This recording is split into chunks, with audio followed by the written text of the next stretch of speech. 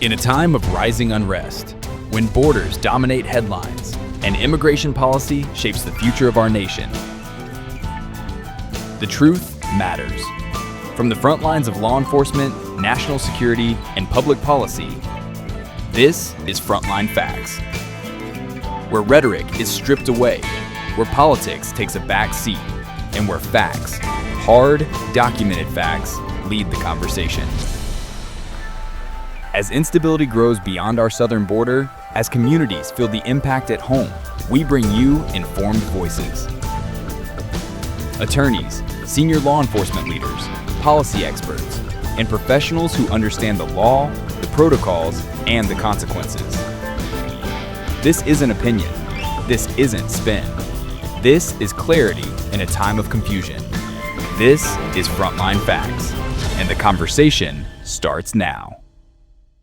Welcome to Frontline Facts with Louisa Deason. We're here to correct the rhetoric on immigration issues and public policy, but we have a special guest today. In today's episode, we're going to dive back into cartel crime, and of course, we have an expert with us today. We're not going to disclose his identity for his own protection, but I can tell you that there's been a lot of things that he's seen throughout his career, and we're going to go ahead and dive right into some of the questions to our special guest. Welcome aboard today.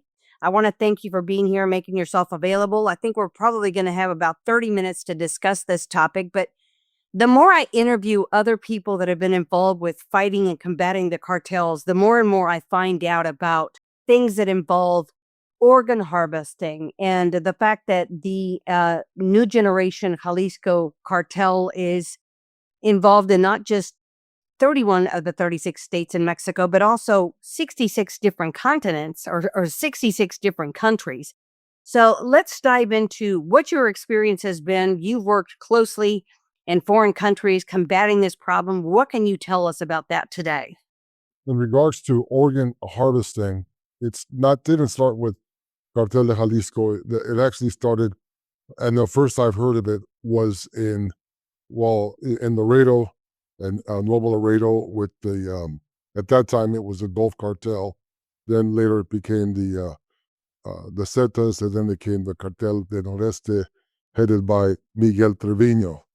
And I remember during that time, from 2003 to 2004, the Cartel del Golfo, and the major player at that time was Miguel Trevino Morales. I look at him as probably the most brutal, most violent, bloodthirsty person, since Pablo Escobar, more so than any other Mexican drug trafficker, number one. And he would actually harvest a lot of the victims that he would kidnap. Some of the rival drug traffickers, he would have a makeshift hospitals in Nuevo Laredo in several locations. And I remember obtaining this information from a police officer who provided this information. And this police officer was cooperating because it was revenge. She every 2 weeks, the local police, the municipal police in Nuevo Laredo would meet, and her husband was killed in front of her. And later on, she decided to continue with the police department, and she decided to cooperate with the government. And while she cooperated, she provided locations where there were kidnapped victims, and she also talked about the Surgeon General in Nuevo Laredo at that time was spearheading these makeshift hospitals in different locations. And let's discuss who are the victims here besides other cartel rivals. Is it Americans visiting? Is it people that just disappear? Because we all know that cartels, when they want to disappear somebody, they certainly don't have any qualms about it. They disappear people. But this is out of like a Hollywood horror movie.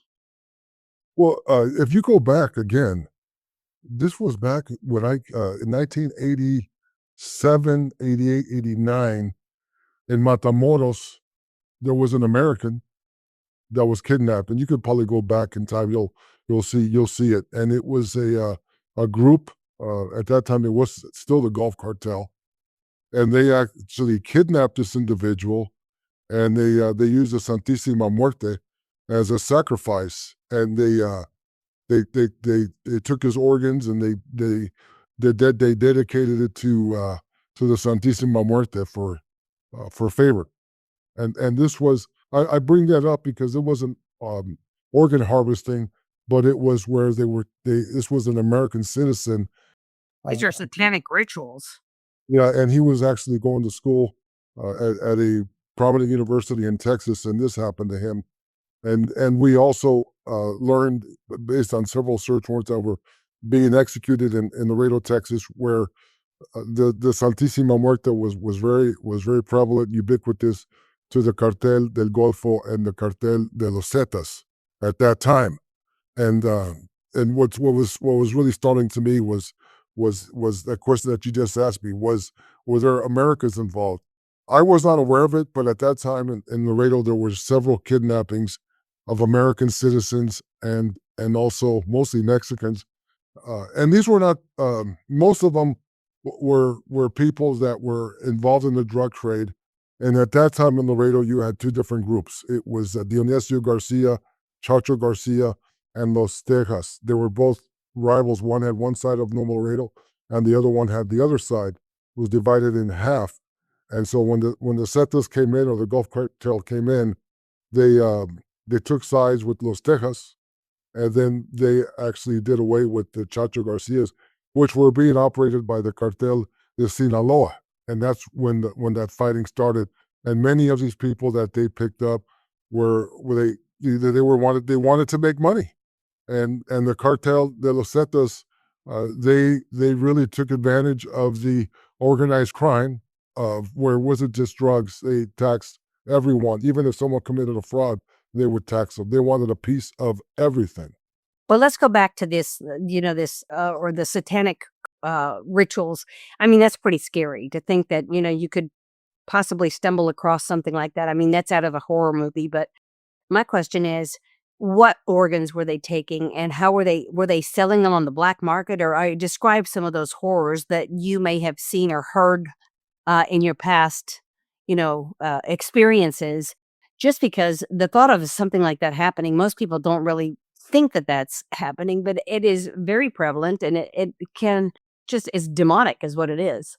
Yeah, the most common organ harvest would be the liver. It even could be the heart, it could be the skin, it could be different things. Um, uh, and liver would be something common. And they would want someone that was healthy, maybe younger, because they would have someone that maybe didn't abuse alcohol or abuse any drugs, and is someone that has a clean liver or a clean organ. An example, now changing the subject, when we're talking about organ harvesting, we also learned that Nemesio Ceguera, a Cartel de Jalisco, he actually had some issues with his liver, and he was also on dialysis, and he actually was killing several of his rivals, even people in his own organization, because he was trying to find a liver, something that actually suited him, and he had doctors at bay. He even had a local hospital where he was living at, and he would make sure. And sometimes if someone had something consistent to what he had, he would actually find out, and he actually did, and was successful, where he did allegedly get an organ transplant. That's pretty scary stuff. Now let's go into the fact that we have this, cartel de Nueva Generación. It's not just located in 31 of the 36 states in Mexico. It is actually global. And I interviewed a sheriff last week that described how global they are. And correct me if I'm wrong, but I was alarmed when he said that they're probably located in about 66 different countries. I mean, at this point, it's really irrelevant what they push. They just want it's an organized criminal enterprise, and they'll push anything just to make money. So, describe what you've experienced or what your knowledge base confirms with them having global reach. Yeah, just give you something in context. Yeah, in 2010 was when Nacho Coronel was killed, and at that time, it was the remnants of that group, which was the Sinaloa cartel. But Mencho was someone working closely with Nacho Coronel, And at that same time, the Zetas were also taking over the country, and they were trying to encroach into Jalisco. And at that time, the cartel de Sinaloa, uh, which was one of Mencho was one of the guys that was left over. He formed the cartel de Jalisco. That's when Cartel de Jalisco was born. Mencho took his group and he was fighting against a group called La Resistencia, which was remnants of the Millennium Cartel. And La Resistencia formed an alliance with the Gulf Cartel, and then later on became the Zetas. And they came in through Zacatecas and they went in through Tezistan, the Jalisco, and that's when the battle started. And the Cartel de Jalisco was just maybe 100, 200 members, and they grew so much so during the AMLO administration. As you could see, during the last, 7, 8 years from being an organization was born in 2010, 2011, is now in 27 of the 32 states and is almost in every continent except Antarctica. And they have, give you an example, just yesterday, I was looking into Colombia, and Cartel de Jalisco is all over Colombia. They don't run the organizations in Colombia. The main group in Colombia is La Oficina del Envigado, but they actually have franchises there where they're growing the cocaine themselves, with the help of that group, and they are paying like a franchise fee to the ELN or the FARC, and they have a large presence there in Colombia, in almost every country, and they're also producing fentanyl, cocaine. They have representatives in almost every state in the U.S., and they align themselves with a lot of the local gangs, the Tango Blasters, the Mexican Mafia. They have a very large presence in the U.S. and Europe, Nigeria. Now, the scary thing is the Europe ties, because what they're doing is that they're not just smuggling drugs, they're also smuggling special interest aliens. And that's a great concern when we talk about Hamas and other, terrorist organizations that are here or that have cells here. Let's talk a little bit about that. Yes. As you know, the cartels, there's always that statement, or that you always liken the cartels, where you squeeze a balloon and a water balloon, and you squeeze it where we're squeezing the border, and we're squeezing now the Darien Gap in Central America, but they're always going to come out and find another way. They're very industrious people, and they're always finding avenues where they're making their monies, and they lost a lot of money, especially recently, with the gas and oil siphoning and evading the taxes with the gasoline.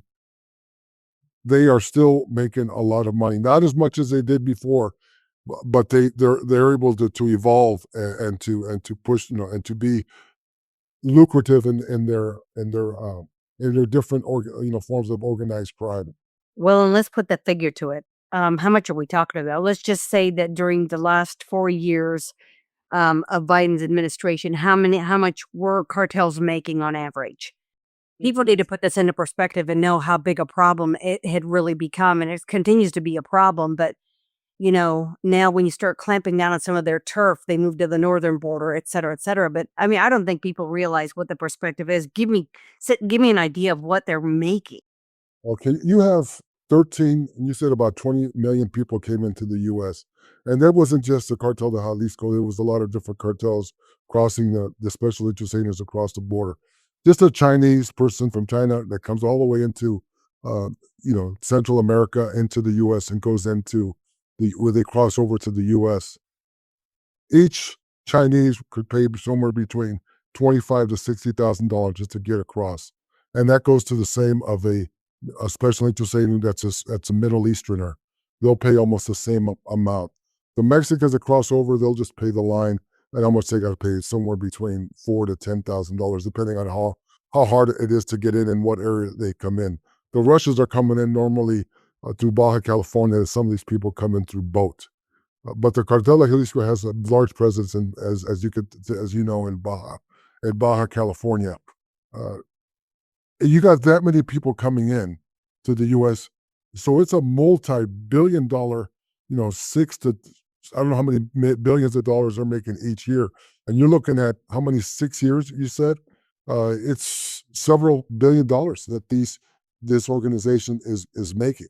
Trafficking and smuggling human beings. But let's put into perspective how much they make when they're bringing in loads of fentanyl and cocaine, for example. I know what the figures look like with what people were being charged having worked for ICE before, in that capacity. The benefit many years ago was the cartels loved smuggling humans because it was more lucrative. That person would get to the country here and then tell everybody they know, I made it safe, go ahead and pay and pass through. And the sentencing phases were not as severe back then as they're becoming now. But the difference was there's a huge sentencing disparity between drug trafficking and human smuggling. And that was, you'd get stopped with, a federal violation of drug trafficking, and it was probably 40 years to life, whereas it was just maybe a 5-year sentence or less. And now I know that they've increased, but that commodity, that human commodity is not only do they not have any regard for that human life, but I mean, to them, it's just a way of pushing either the product or the person. They're going to make money one way or the other. That's correct. Listen, we're going to have to cut over to a commercial break real quick because we do have sponsors we want to highlight. Thank you for waiting.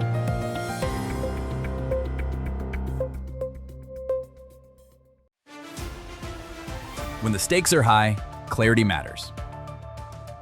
In today's fast-moving media environment, misinformation spreads fast, especially around immigration policy, national security, and public safety. That's where Deason Consulting Services steps in.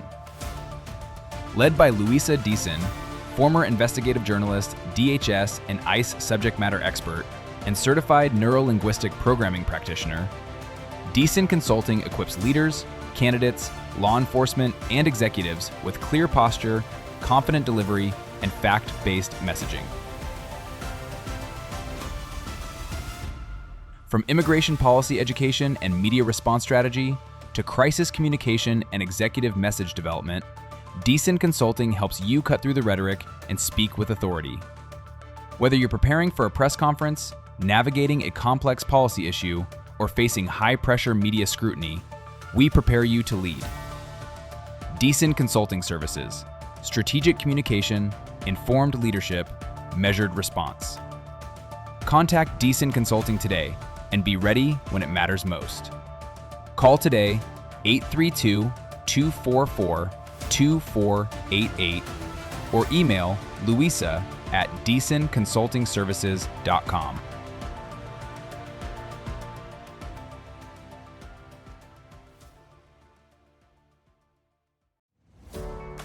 Have you ever felt like your health should feel better than this? More energy, better sleep, a clearer mind, a healthier gut, glowing skin, real balance? At All True Wellness, we believe wellness isn't just one thing. It's everything working together. We focus on personalized nutrition, gut health, clean beauty, longevity, and lifestyle coaching, so you can feel better from the inside out. Whether you're looking for one-on-one personalized wellness coaching or a transformational journey that may include peptides, hormone therapy, or weight loss programs, we help you create a custom plan designed specifically for your life and your goals. Because true wellness isn't a trend, it's a lifestyle. Visit alltruewellness.com to start your wellness journey today. All True Wellness. Empower your wellness journey by living age-free.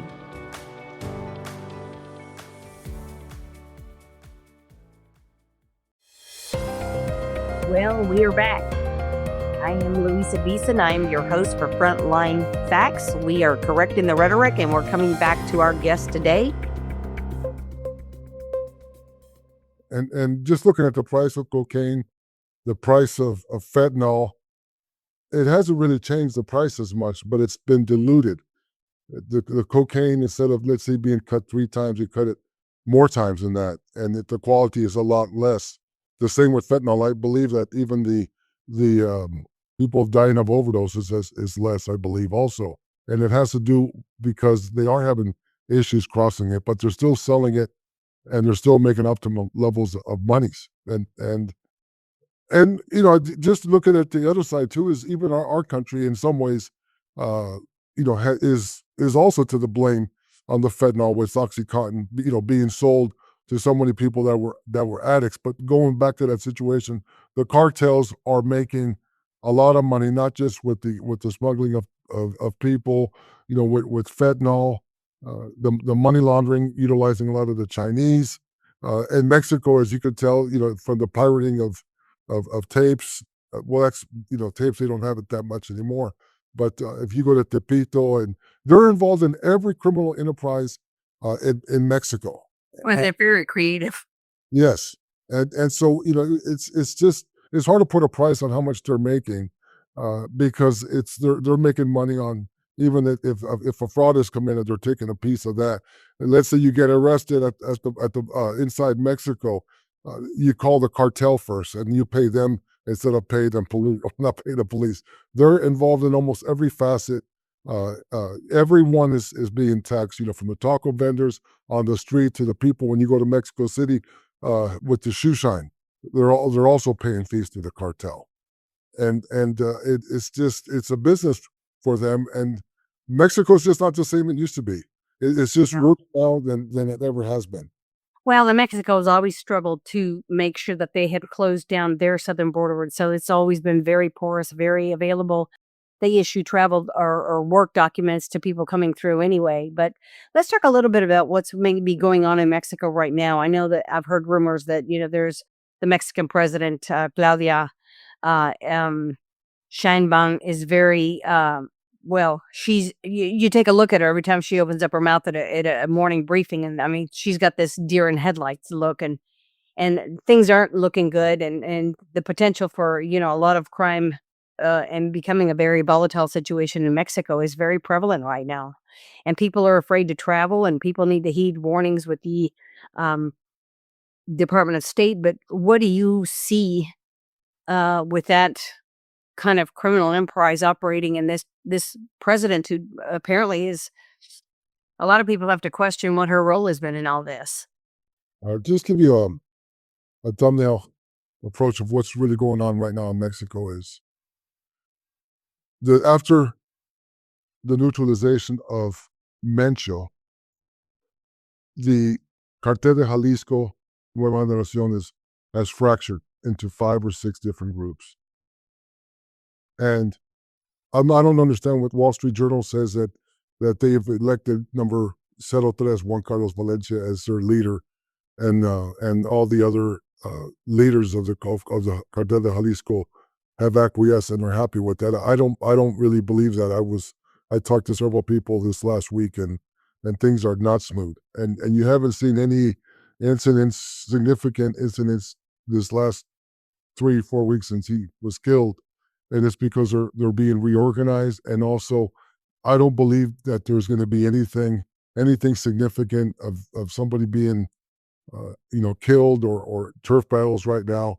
I believe that the cartels right now are not stupid, and I believe that the government of Mexico has already talked to them through liaisons, to the politicians, to hold off until after the World Cup, because any new incidents right now will create a lot of waves, and it's going to mean a lot of monies, and also a lot of these cartel people are avid fans of the World Cup, and they're looking forward to seeing the World Cup in Mexico, where there's there's players that are going to be here, and if you wanted to just to confirm that, just last weekend when Mexico played Portugal, the Portuguese players were at Tepito, one of the most dangerous places in Mexico, and they were there, very comfortable, walking around buying things at the market, and it just tells me that hands off on the players, hands off right now on anything.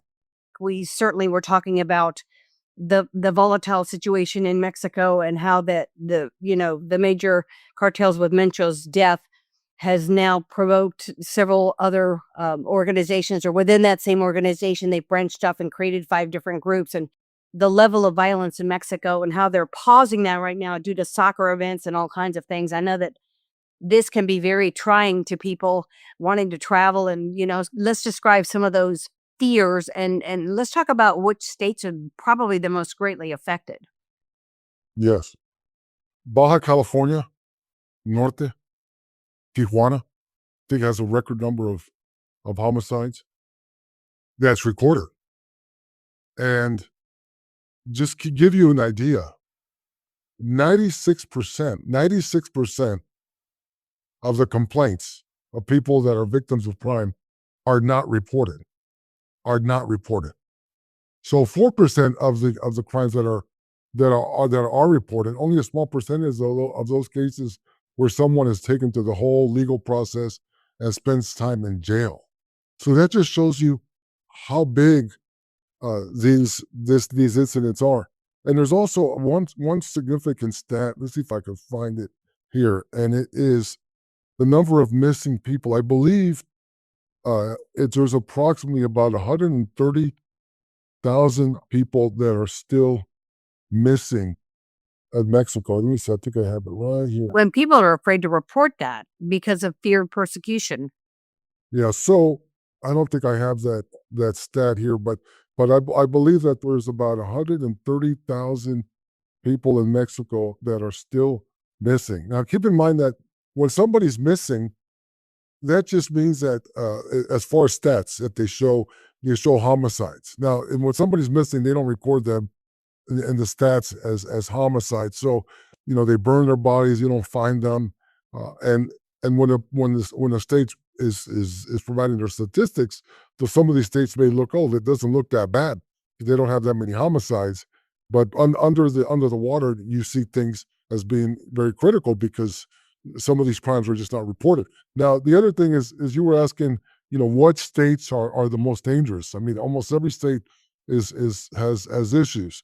For example, Michoacan, since I've been going there, for the last 40 years, it's extremely violent, and it's tax. It's a wars between, if you go to Morelia, just Apansingan, that was the area where Mencho was born, in Apansingan, Tecatepec, in that area, Michoacan.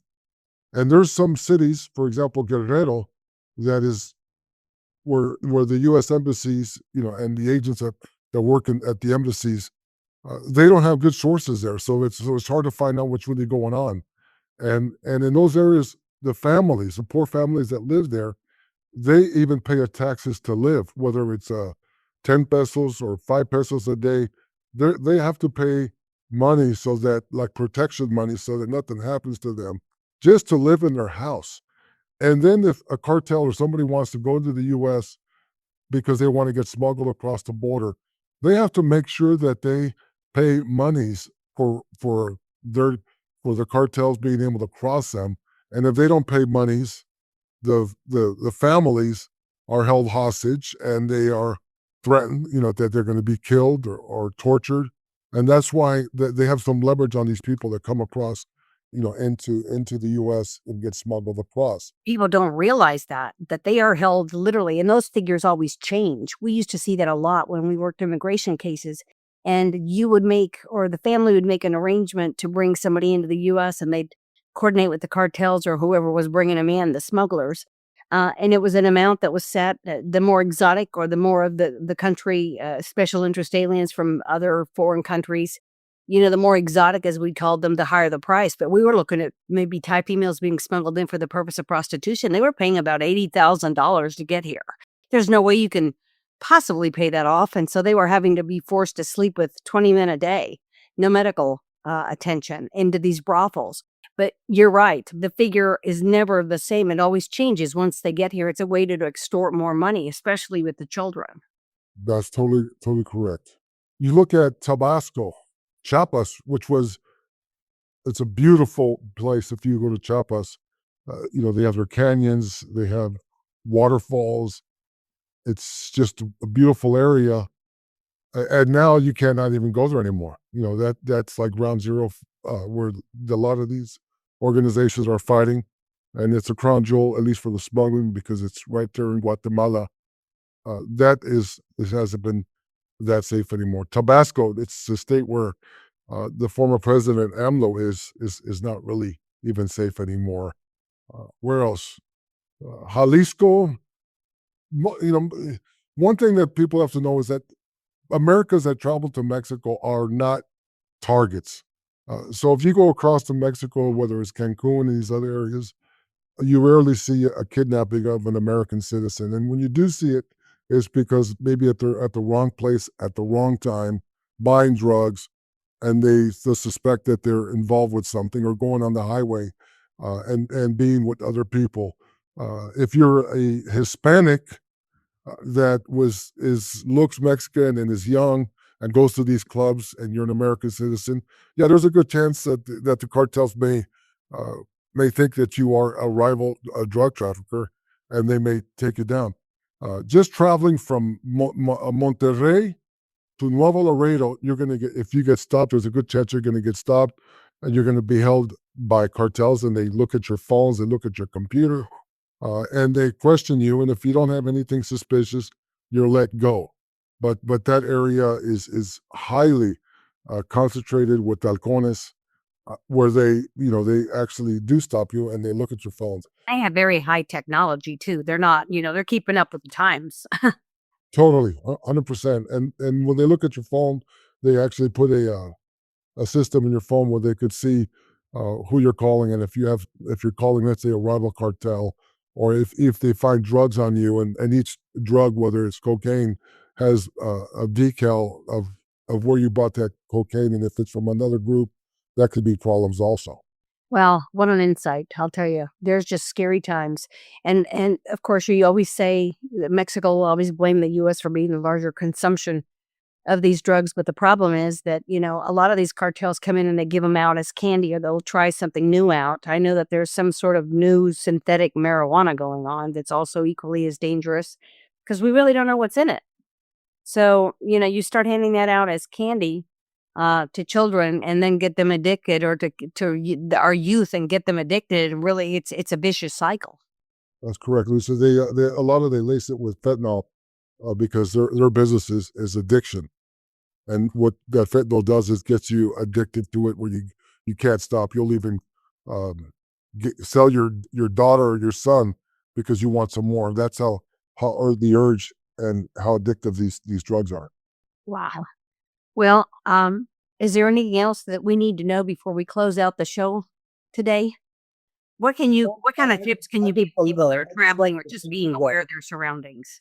Yeah, what I was going to say is just that I believe that from now until the future, until the World Cup, I really believe that things are going to be pretty calm. And I believe that after the World Cup, things are going to change. It could be insecure in Mexico. We'll see. We'll find out. That's just what I'm hearing. Well, and what's the potential for another attack amongst themselves down there? Well, the bad thing right now is it's like a perfect storm. You have the war with Iran. You have Iranians that want to hurt our country right now. This is the worst time right now, where if they're sleeper cells and we start attacking their infrastructure, for example, the desalinization plants, more of their grid, they're going to be more desperate. In Spanish, we call it patadas ahogado, where they're desperate, and you could see some issues in the United States. Yeah. Well, it's all very scary, but I think people need to just be aware of their surroundings. If it looks out of place, report it. Don't ever just assume that things are right. It's better to be safe than sorry. That's correct. Yeah. Well, I want to thank my special guest today. We've come to the end of this particular episode of Frontline Facts. I am your host, Luisa Deason, and thank you again, and God bless.